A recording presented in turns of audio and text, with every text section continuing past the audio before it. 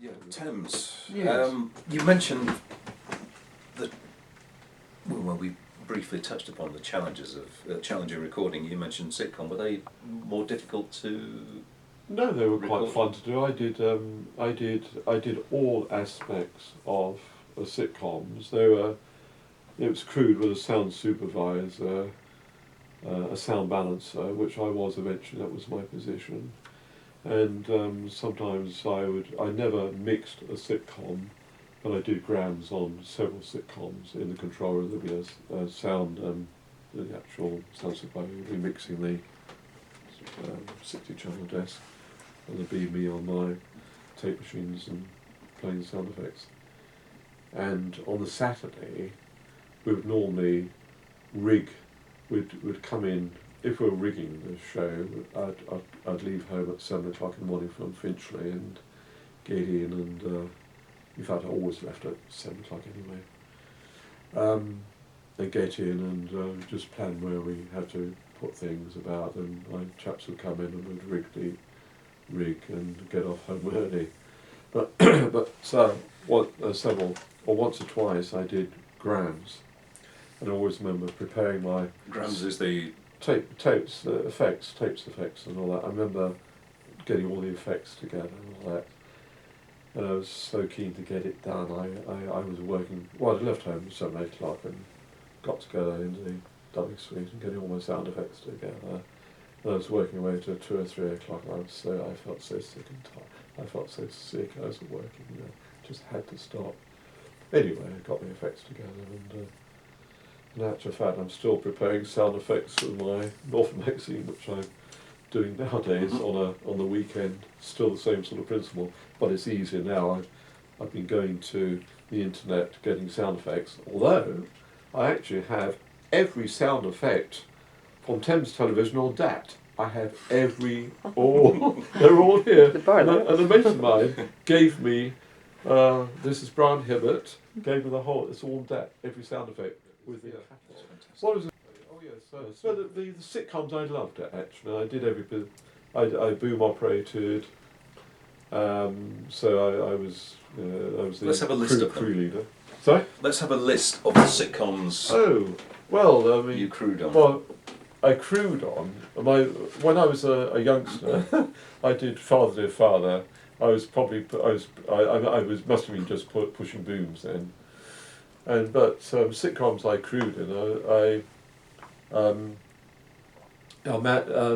well, most of them, I suppose, certainly by 74, 75.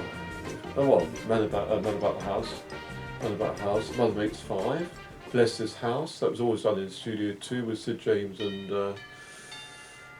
Diane Coupland. Diane Coupland, thank you. Yeah, yes. And they had a daughter, in it called Sally Geese. Sally. There was two sisters, Sally and Sally Geeson and. Come on. Yeah, there were two Geesons. Anyway, Yes. Judy.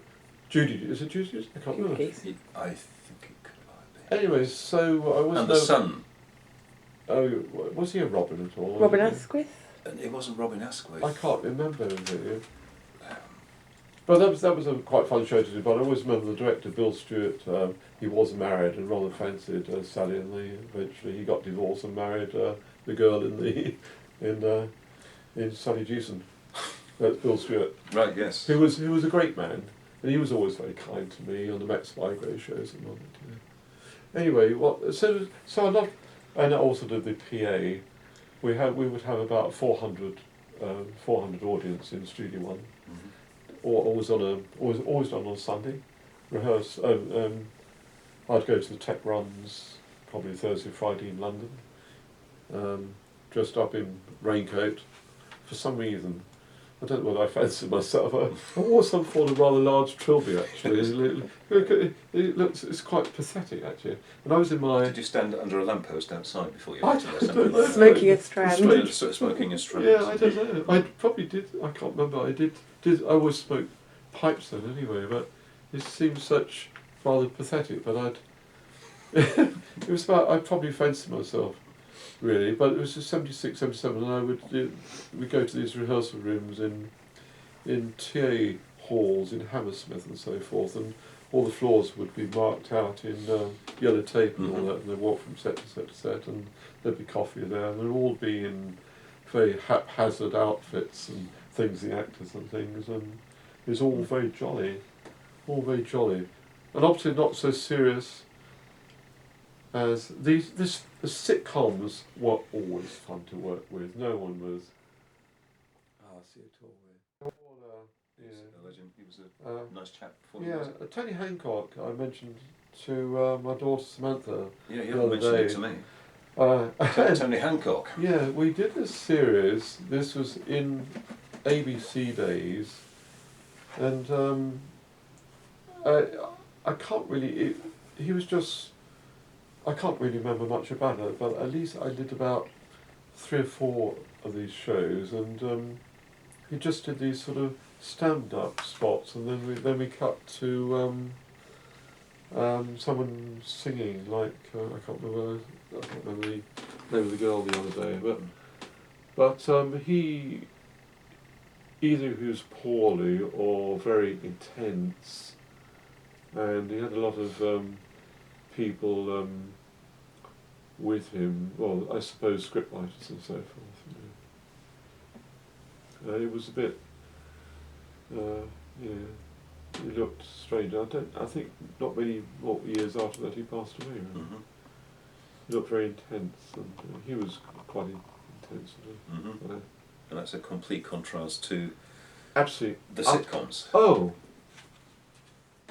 Was a part. Oh yes, probably sitcoms. A sitcom, typical sitcom audience. We were at 450 people there. Yeah. Did they always laugh in the right place? Generally, yes. We did dub of. We did put audience applause to smooth over edits and things. I did do some editing. I did do some post-production work. I know it sounds a bit bullshitty, really. I always remember doing this, and I didn't know where to put it. You know, so it's quite good that we're just doing little titters, just over things, just a smoother from one scene to another, really. So I quite like but I preferred working on the floor actually, and with people, actually. Yeah, I loved being a boom operator. I really, I was down at the coalface. Yes, yeah. And it was fun to work with, and it was great. A sitcom on a Sunday, 3 boom operators, 2 trackers, and a 6th person doing PA, and grandma up upstairs and stuff. Great, yeah, great. And was that a regular team? Regular. Oh yeah, it was my team, my crew. Yeah, and if you went from weekend working, you wouldn't necessarily do every one. The rota would come about. You could probably you could land yourself on a series. Probably sometimes. I don't think you were asked for really, but it just by coincidence really. And but I guess yeah, you have a regular core cast who know their characters, and a production team together. Then I guess it was more of a well-oiled machine. I think they eventually did know everybody. We had I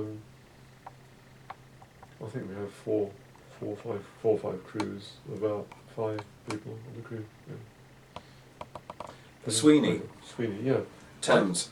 Yes, that was, That's one that's just sprung to my mind. I hardly remember Sweeney. I don't even know whether it was called Sweeney originally. I think there was a pilot called Regan. Yes, that's what I must have done. And we'll have to look up back in 71 Regan. Yes, I remember. And we certainly worked with John Thor, and chap who married, I'm terrible name, married a Wilenska. That'll be Dennis Waterman. Dennis Waterman, and one other, and then more of Geoffrey Keane or something. So he was more of Geoffrey Keane was more of a, like the chap in, the Doctor No people, you know, in the bass. Right. But that was done in the studios. Quite a bit of swearing in it, I always remember, much to the chagrin of one particular... Yeah, I think Mary Whitehouse noticed that as well. Really? Yes. Oh, and then one of my mates, and he wasn't a prude in a way, it was a chap called Les Hill, but he didn't like it really, and thought they shouldn't be doing it, and it didn't worry me really. Lots of cigarettes, lots of whiskey. Oh yes, it was a bit rough, but it had some pace to it. Very, very shortly after, it was taken over by Euston, was the centre for the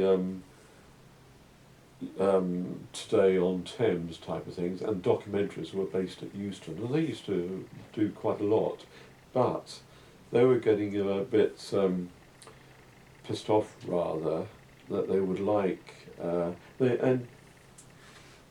for various productions we did. Even for the sitcoms, one or two things were shot on film. Even the Benny Hill show, you know, like the girly sequence, that was all shot. I wasn't involved in that. I only did studio shot. But outside shots, like Vanderbilt, outside shots were done on film, and they were done by part of Thames called Euston Films. Now there's lots of politics going on that Euston Films wanted to do our stuff, much to the chagrin of the studios. But on the other hand, it did give it reality. So gradually, the Sweeney did go out on film completely and utterly. Right. Which so is that a bit was of a taken sore, away from you. It was a bit of a sore point. Right. What else was going on at Thames? Well, we did the Rock Follows, of course. Everybody's running blind, chasing fortunes in the mind. See the crazy, endless line for the rock, the rock, the rock, the rock, the rock, the rock, the rock, the rock, the folly. What was that like to do then? Because of course you had a mixture of drama and you had music to take care of. Great fun. It's quite a serious, quite seriously done. Very high. Well, all these productions are highly professional, and the head of sound at the time.